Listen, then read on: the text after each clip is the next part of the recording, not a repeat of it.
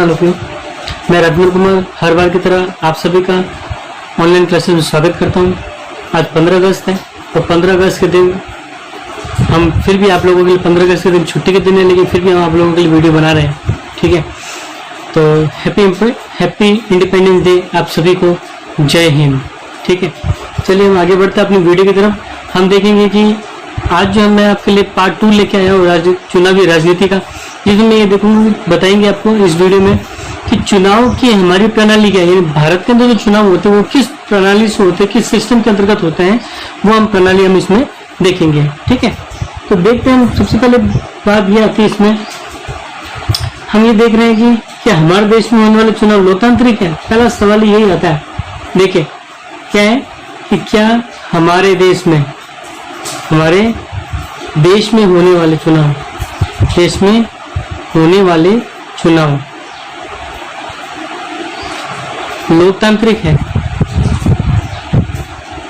लोकतांत्रिक है। ठीक है, पहले ही सवाल अगर आपको आ जाए ये सवाल एग्जाम के अंदर कि ये चुनाव जो हमारे देश में होते हैं, तो हमारे जो चुनाव की जो प्रणाली है लोकतांत्रिक है क्या, तो देखिए इसका क्या करेंगे हम। इसको जवाब देखने के लिए हमें क्या करना पड़ेगा, हमें देखना पड़ेगा कि हमारे देश के चुनाव होते कैसे हैं। तो देखिए पहली बात क्या आती है इसमें कि हमारे देश में जो चुनाव है, भारत में चुनाव कैसे होते हैं। ठीक है ना, भारत में चुनाव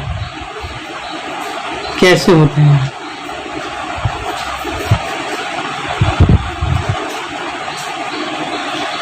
ठीक है, तो देखिए यहाँ पे हमारे यहाँ पे लोकसभा विधानसभा के चुनाव हर 5 साल बाद होते हैं। पहली बात ये आती है। ठीक है ना, यानी हमने जो पिछली वीडियो के अंदर हमने देखे थे चुनाव की न्यूनतम शर्तें देखी थी, और उन शर्तों में हमने पढ़े थे कि चुनाव जो होने चाहिए वो नियमित अंतराल में होने चाहिए। ठीक है ना, तो नियमित अंतराल में हो रहे हैं। तो पहली बात ये आ गई कि हमारे देश में चुनाव लोकतांत्रिक है कि नहीं, तो है। कैसे है, क्योंकि हमारे यहाँ पे जो चुनाव जो होते हैं वो लोकसभा और विधानसभा के नियमित 5 वर्षों बाद में होते हैं। ठीक है ना, तो लोकसभा और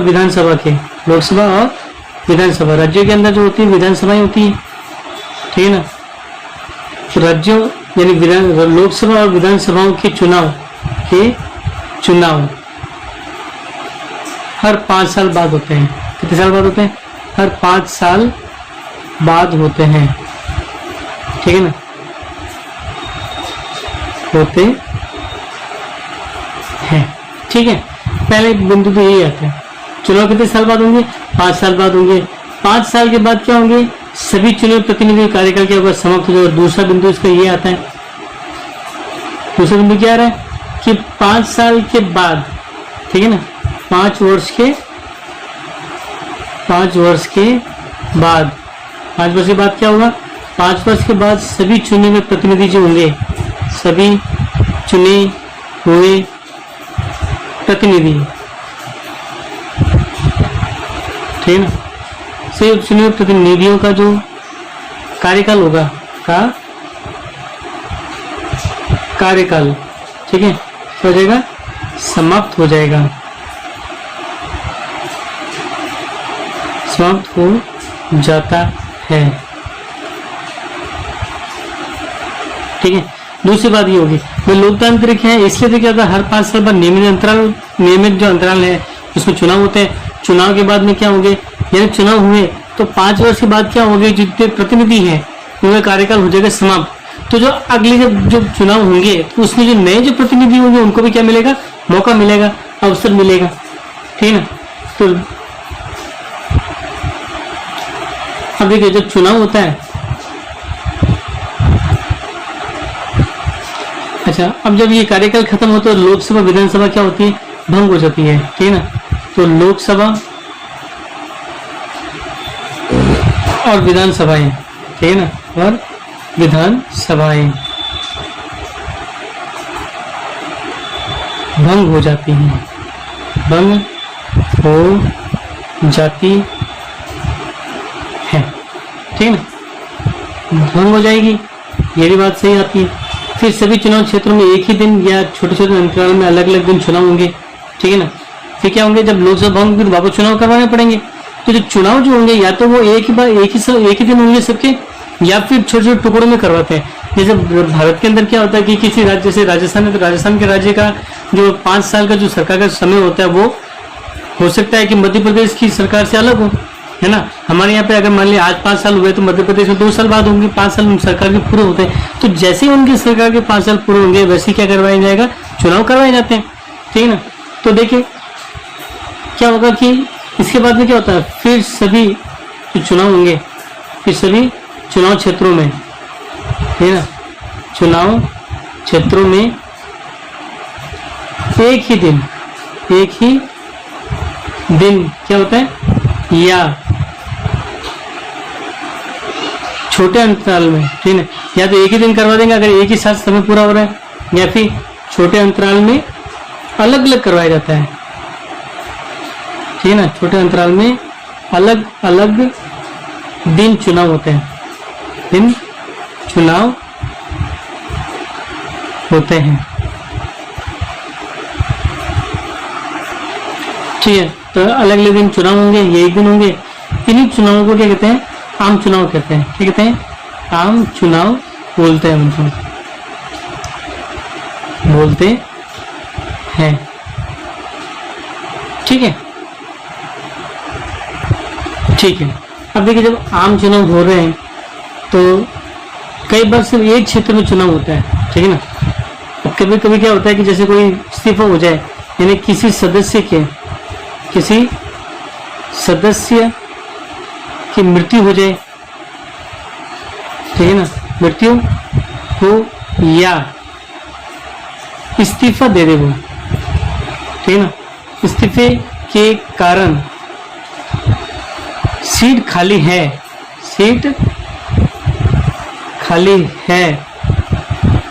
तो क्या करेंगे, तो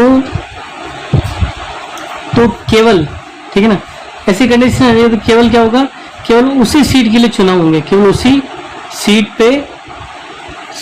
के लिए चुनाव होते हैं, ठीक है ना। अब देखिए मान लो कोई सदस्य है, सदन का मृत्यु हो जाती है या वो कोई इस्तीफा देता है, सीट तो खाली हो गई ना, तो सीट खाली हो गई तो सदन का कार्य जो होगा वो प्रभावित होगा। ऐसी स्थिति में क्या करते हैं कि उसके चुनाव करवाने पड़ते हैं उस जगह पे, उस सीट के लिए केवल, ठीक है ना। तो क्या करना, चुनाव करवाने पड़ते हैं, ठीक है ना, चुनाव क्या करने पड़ते हैं, करवाने पड़ते हैं। तो ये जो स्थिति हो जाएगी जब चुनाव करवाने पड़ेंगे, ठीक है ना, इसे क्या कहते हैं, इसे उपचुनाव कहते हैं। इसको क्या कहेंगे, उपचुनाव कहते हैं, ठीक है। अब देखिए इसको मैंने क्या बताया कि इसको क्या कह रहे हैं, इसको उपचुनाव कहते हैं, ठीक है। अब आगे हम बढ़ेंगे, हम क्या करने वाले हैं, हम आम चुनाव पे ध्यान देंगे बस इस चुनाव में। ये मैंने आपको क्या बताया, ये बताया कि भारत के हमारे देश में होने वाले चुनाव लोकतांत्रिक है, ये उसका उत्तर दे रखा है, ठीक है ना। इसमें ये भी है कि भारत में चुनाव कैसे होता, तो ये भी देख लीजिए आप इसमें कैसे हो रहा है। अब मैं देखता हूँ कि चुनाव क्षेत्र बताएंगे अब हम, ठीक है ना। तो अगली जो हेडिंग हो रही है मेरी वो होगी चुनाव क्षेत्र। देखिए चुनाव के बारे में आप लोगों के मन में काफी सवाल होते हैं, तो अगर इस वीडियो में ध्यान से सुनेंगे ना, आज आपके मन के जो जितने भी सवाल होंगे वो सारे के सवालों का जवाब मैं आज आपको इसी वीडियो में यहीं पे दे दूंगा, ठीक है। वैसे मौसम बहुत अच्छा है, आज बहुत अच्छी बारिश हो रही है, ठीक है। इसी बीच में अपने लेसन को पूरा करते हैं हम लोग। देखिए मैंने आपको जब स्टार्टिंग की थी चैप्टर की तो मैंने बताया था कि हरियाणा के जो लोग थे, क्या थे, हरियाणा में जो चुनाव हुए थे, तो हरियाणा में चुनाव हुए थे 90 सीटों के लिए। कितनी सीटों के लिए, 90 सीटों के लिए, ये 90 विधायक चुने जाएंगे उन सीटों पे। अब देखिए अब ये 90 कहाँ से आई है, क्या कैसे सीटें हैं, कैसे बटा गया है, तो ये देखते हैं कि जो राज्य होते हैं, ठीक है ना, इन राज्यों को क्या करते हैं, चुनाव क्षेत्रों में बांटा जाता है। क्या करते हैं, चुनाव क्षेत्रों में बांटा जाता है, ठीक है ना, जाता है, ठीक है, ठीक है ना। तो चुनाव क्षेत्र में बांटा जाता है, इसे ही हम क्या कहते हैं, निर्वाचन क्षेत्र कहते हैं। क्या कहते हैं, निर्वाचन क्षेत्र कहते हैं। अब देखिए जैसे सोजत भी एक निर्वाचन क्षेत्र है, तो सोजत पूरे सोजत के लिए अलग अलग पार्टी के उम्मीदवार जो है उस सीट के लिए खड़े होंगे, केवल सोजत की एक सीट बन जाएगी। अब उस सीट पे केवल सोजत की के अंदर जो आने वाले जो व्यक्ति होंगे, जो गांव होंगे, वही लोग उस पर क्या करेंगे, चुनाव में भाग लेंगे और वही वोट अपना उनको देते हैं। अगर जो भी चुना जाएगा तो सोजत का प्रतिनिधि क्या बनेगा, बन जाएगा। ठीक है ना, इसे निर्वाचन क्षेत्र बताते हैं। ठीक है, अब देखिए आगे क्या होता है। ये तो मैंने हरियाणा का बताया कि 90 सीट कैसे, क्योंकि हमने क्या किया, क्षेत्रों को बांट दिया है। जब चुनाव क्षेत्रों में बांटा है तो चुनाव क्षेत्र को निर्वाचन क्षेत्र कहते हैं। ठीक है ना, ये अलग अलग बांटा है, चुनाव के उद्देश्य से बांटा गया है।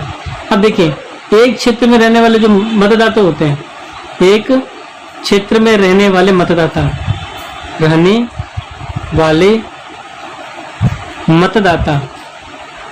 मतदाता यानी वोट देने वाले, ठीक ना, अपने एक प्रतिनिधि का क्या करेंगे, चुनाव करेंगे। क्या करेंगे, अपने प्रतिनिधि का चुनाव करेंगे, अपने एक प्रतिनिधि का। ठीक है भाई, एक क्षेत्र होगा ना, उस एक क्षेत्र से एक ही प्रतिनिधि चुनाव जीत सकता है। प्रतिनिधि बहुत सारे हो सकते हैं अलग अलग पार्टी के, लेकिन चुनाव एक ही जीतेगा। तो अपने एक प्रतिनिधि का क्या करेंगे, प्रतिनिधि का चुनाव करेंगे, ये चुनाव करेंगे। ठीक है, अब चुनाव करते हैं। अब देखिए, हम भारत के अंदर क्या है कि लोकसभा जो है, ठीक है ना, तो लोकसभा चुनाव के लिए क्या करते हैं, लोकसभा चुनाव के लिए देखिए, लोकसभा चुनाव के लिए क्या किया गया है, भारत है, ठीक है ना, भारत को तो लोकसभा चुनाव देश के लिए होंगे, यानी भारत को 543 निर्वाचन क्षेत्रों में बांटा गया है। ठीक है ना, निर्वाचन क्षेत्रों में बांटा गया है, किसको, भारत को। ठीक है ना, कि लोकसभा की सीटें कितनी, 545 है, लेकिन भारत को बांटा गया 543 निर्वाचन क्षेत्र में, यानी भारत में 543 क्षेत्र होंगे और हर क्षेत्र से एक जो एमएलए एमपी होगा वो चुन के वहां पे आएगा सदन के अंदर। ठीक है, अब देखिए, इन क्षेत्रों से जो चुन के आएंगे, ठीक है ना, जो इन क्षेत्रों से जो चुन के आते हैं, इन क्षेत्रों से चुनकर आने वाले को, चुनकर आने वाले प्रतिनिधि को क्या कहते हैं हम लोग, क्या कहेंगे, प्रतिनिधि को सांसद कहते हैं। क्या कहते हैं कि भाई ये तो यहाँ का सांसद है। ठीक है ना, सुन क्या बोलते हैं, सांसद बोलते हैं। चलिए आगे बढ़ेंगे हम। अब देखिए, अब लोकतांत्रिक चुनाव की एक विशेषता होती है। विशेषता क्या होती है कि लोकतांत्रिक जो चुनाव होता है, लोकतांत्रिक चुनाव, ठीक है ना, इसकी एक विशेषता होती है, कि एक विशेषता होती है।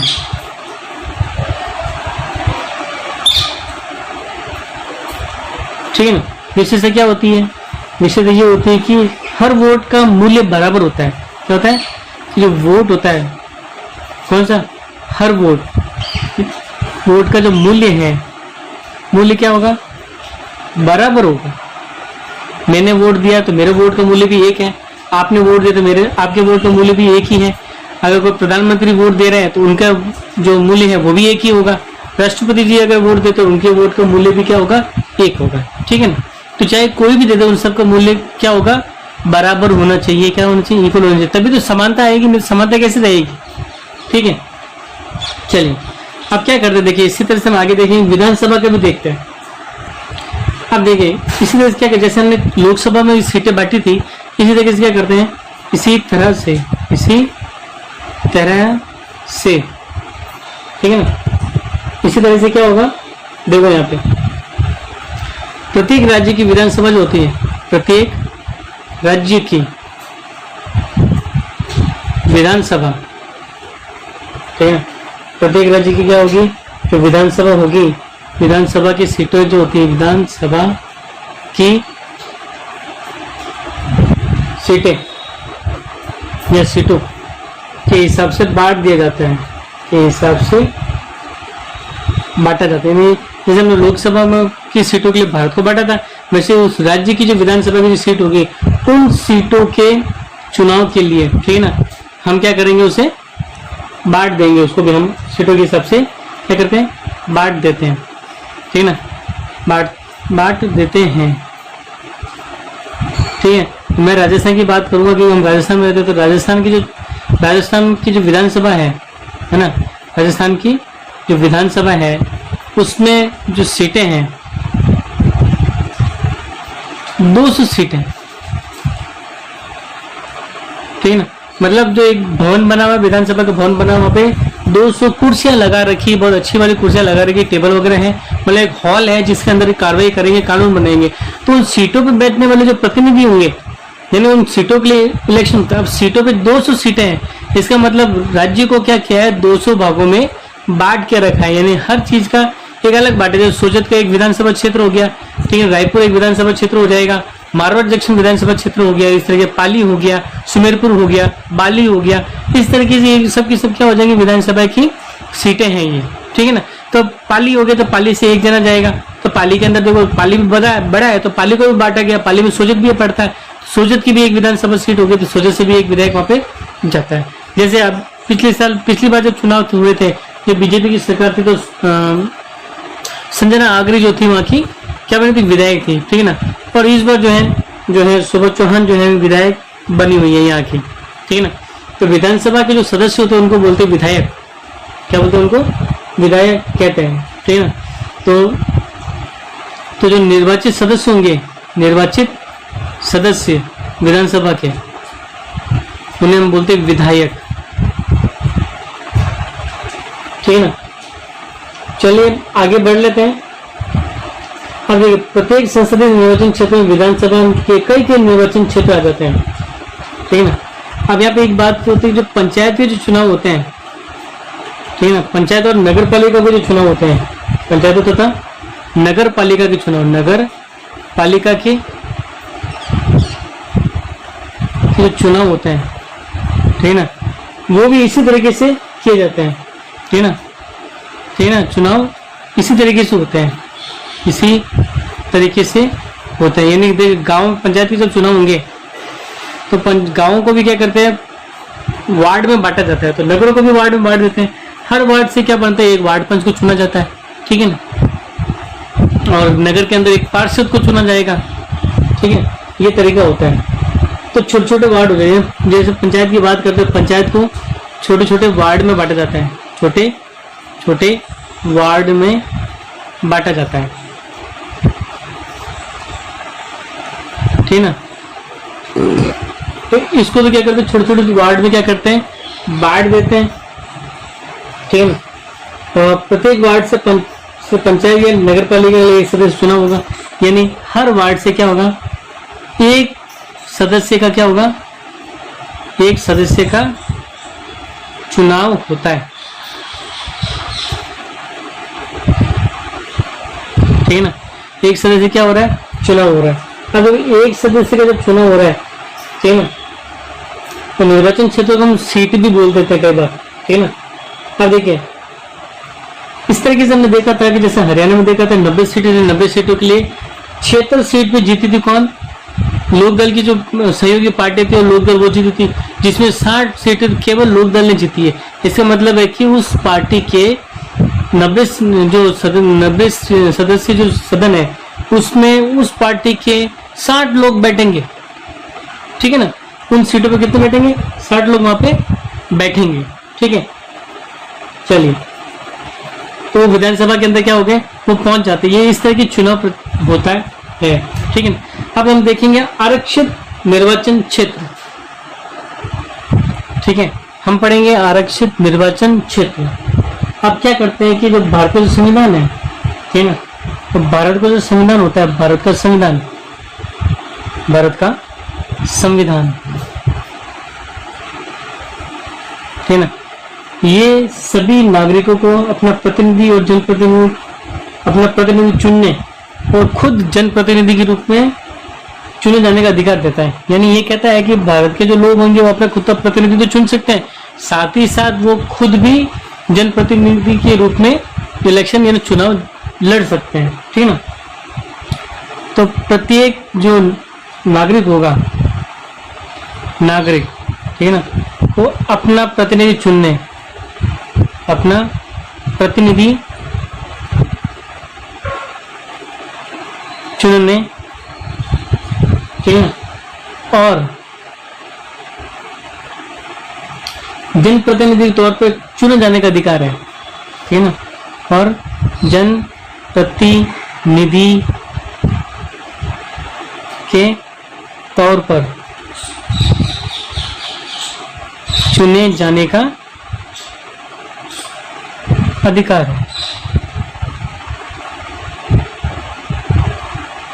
ठीक है ना।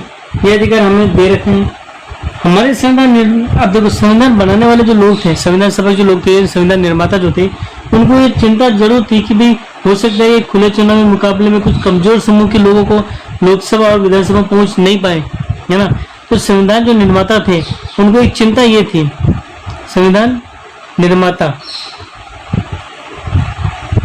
भाई हमारा संविधान बहुत सोच समझ के बनाए गए हैं। संविधान निर्माता को चिंता थी, चिंता क्या थी कि जो कुछ क्या कमजोर जो समूह है, कमजोर समूह, ठीक है, के लोग जो हैं लोकसभा, है ना, लोकसभा या तथा विधानसभा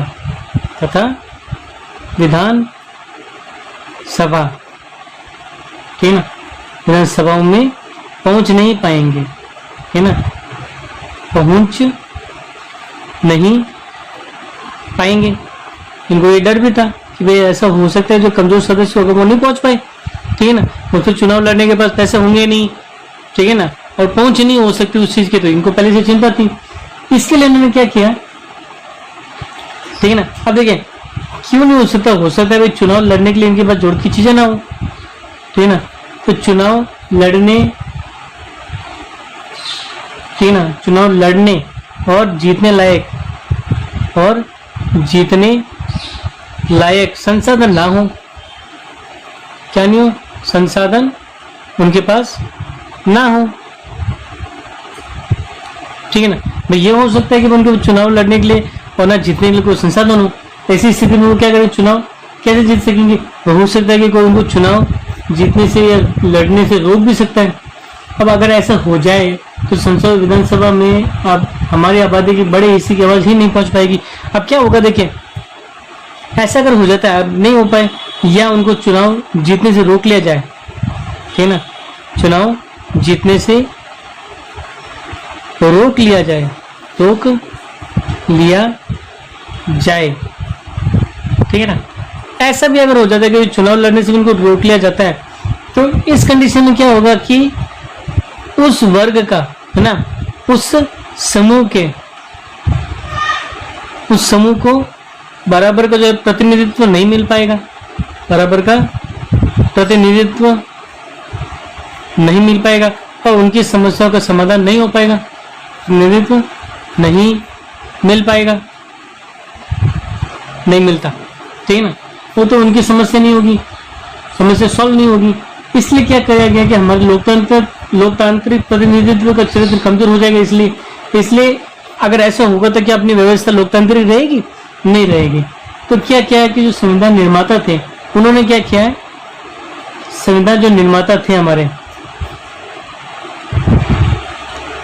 संविधान निर्माता, अब इन संविधान निर्माता ने क्या किया कि कमजोर वर्ग के लिए, ठीक है ना, कमजोर वर्ग के लिए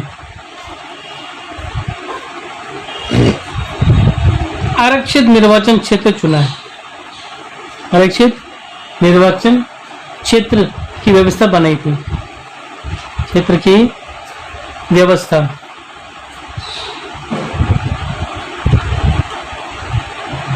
बन, ठीक है।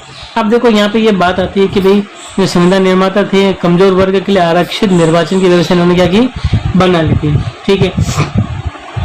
अब इसी कारण कुछ चुनाव क्षेत्र अनुसूचित जातियों के लिए आरक्षित होते हैं, है ना।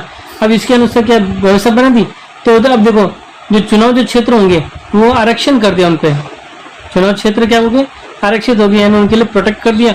आप देखिए इसमें कहते हैं या तो अनुसूचित जनजाति के लिए अनुसूचित जाति, अनुसूचित जनजाति, ठीक है ना। तो इन लोगों के लिए वो क्या कर दी, सीटों का चुनाव कर दिया गया है, ठीक है, क्या करने का चुनाव कर दिया गया था। तो इनके लिए पहले से सीटें क्या कर दी, आरक्षण कर दी, यानी ये आरक्षित सीटें हैं। इन सीटों के ऊपर चुनाव में केवल इन्हीं वर्ग के प्रतिनिधि खड़े हो सकते हैं, ठीक है ना। ये एक महत्वपूर्ण कार्य इन्होंने इस समय किया था। अब देखिए आगे बढ़ते हैं तो हम ये देखेंगे इसमें, ठीक है ना। अभी इस समय जो व्यवस्था है, ठीक है ना, अभी इस समय जो व्यवस्था है 84 सीटें जो हैं, 84 सीटें अनुसूचित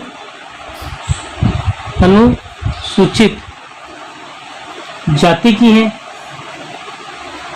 ठीक है ना, और 47 सीटें जो हैं अनुसूचित जनजाति की है, ठीक है। तो 84 सीटें तो अनुसूचित जाति की हैं, 47 सीटें अनुसूचित जनजाति के लिए ये क्या कर रखे थे, ऐसा इन्होंने आरक्षण। अभी इसमें की व्यवस्था, वर्तमान व्यवस्था ये चल रही है, ठीक है। ये 26 जनवरी 2019 तक की स्थिति है। क्या ये 26 जनवरी 2019 तक की व्यवस्था है ये, ठीक है, मतलब लेटेस्ट ही है। इस तरीके से क्या हो गया कि जो कमजोर वर्ग के लोग हैं उनको भी क्या मिल गया, आरक्षण दिया गया। अब कमजोर समूह के आरक्षण के बाद जिला और स्थानीय स्तर पर भी लागू कर दी यही चीजें, ठीक है ना। तो जिला और स्थानीय स्तर पर भी लागू है। अब क्या करते हैं, अनेक राज्य क्या करते हैं, ग्रामीण यानी पंचायत में और नगर पालिका में भी जो है अन्य पिछड़े वर्गों के लिए आरक्षण को लागू कर देते हैं, ठीक है। लेकिन व्यवस्था सबके लिए अलग अलग है, किसको कितना प्रतिनिधित्व मिलेगा ये सब क्या है, अलग अलग वहां पे निर्धारित है, ठीक है ना। तो पंचायतों के अंदर देखिए, पंचायतों में, ठीक है ना, और नगर निकायों में, नगर निकायों में 1/3 सीटें जो होती है, ठीक है ना, वो 1/3 जो सीटें होंगी वो 1/3 सीटें जो हैं महिलाओं के लिए होती है, महिलाओं के लिए होती है,